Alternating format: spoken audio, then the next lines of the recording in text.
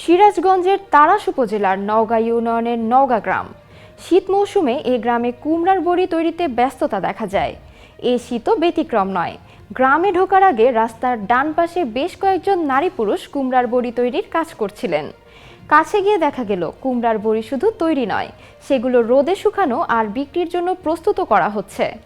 এই গ্রামের 15 থেকে 20টি পরিবার কুমড়ার বড়ি তৈরির সঙ্গে যুক্ত।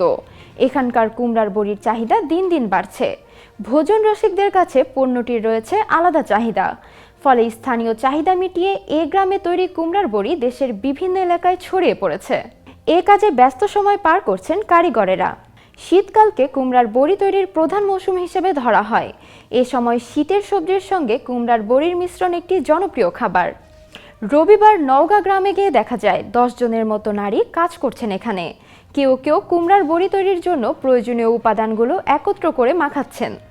3 জন কাপড়ের মধ্যে তুলে বিশেষ কায়দায় বড়ি দিচ্ছেন। রোদে একটু শক্ত হলে সেগুলো ছড়িয়ে দিচ্ছেন আরও কয়েকজন।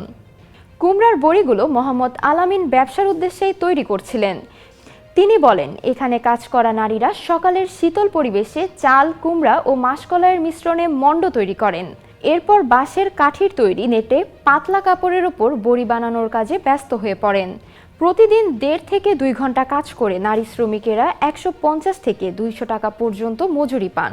জ্যোৎস্না রানী ও আকলিমা খাতুন বলেন, সংসারের কাজের ফাঁকে এখানে কুমড়ার বড়ি তৈরির কাজ করেন। যা উপার্জন করেন তা সংসারের জন্য খরচ করেন।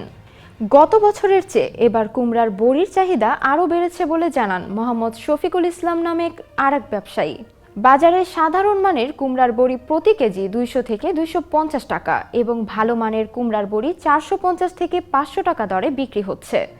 তবে ব্যবসায়ীরা পাইকারদের কাছে অনেক কম দামে এই বড়ি বিক্রি করেন বলে জানান।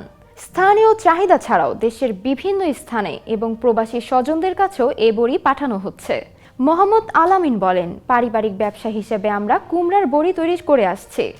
আধুনিক যন্ত্রপাতির মাধ্যমে কাজ কিছুটা সহজ হয়েছে। তবে সরকারি সহায়তা পেলে আমরা বড় পরিসরে কুমড়ার বড়ি তৈরি করতে পারব। তাড়াশ উপজেলার নির্বাহী কর্মকর্তা সুইচিং মং মার্মা বলেন, কুমড়ার বড়ি তৈরির মাধ্যমে অনেক মানুষের জীবনমান উন্নত হয়েছে। তাদের প্রয়োজনীয় ঋণের ব্যবস্থা করে দিয়ে ব্যবসা বৃদ্ধিতে সহযোগিতা করা হবে।